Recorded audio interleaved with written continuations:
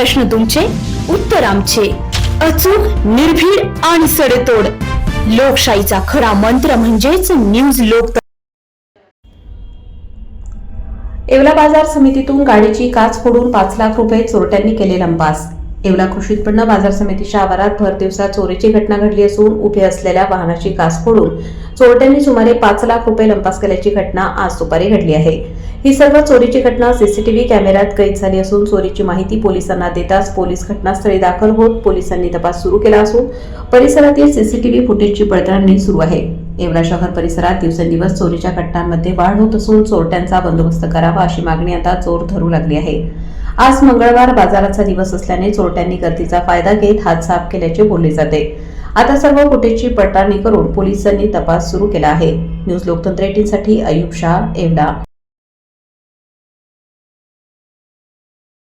मंगळवार दिनांक 9/12/2025 रोजी साधारणपणे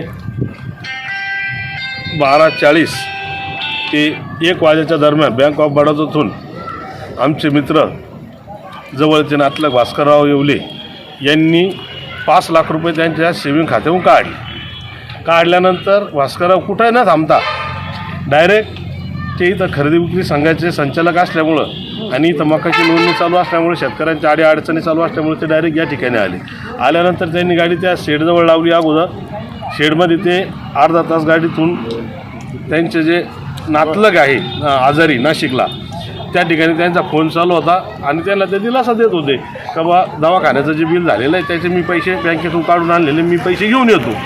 आणि एवढं करून त्यांनी गाडी या ठिकाणी लावल्यानंतर ते फक्त मध्ये गेले आणि मध्ये गेल्यानंतर साधारण ते 1:30 ते 1:50 ह्या दरम्यामध्ये ज्या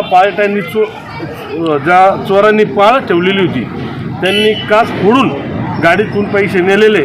आमची पोलीस प्रशासनाला विनंती आहे की हे सदर पैसे आम्हाला दवाखान्याच्या कामानिमित्त न्यायचे होते, हे शेतकऱ्याचे पैसे, तरी याची आपण कसून चौकशी करावी आणि त्या शेतकऱ्याला आपण न्याय मिळवून द्यावा एवढीच आमची माफक मागणी.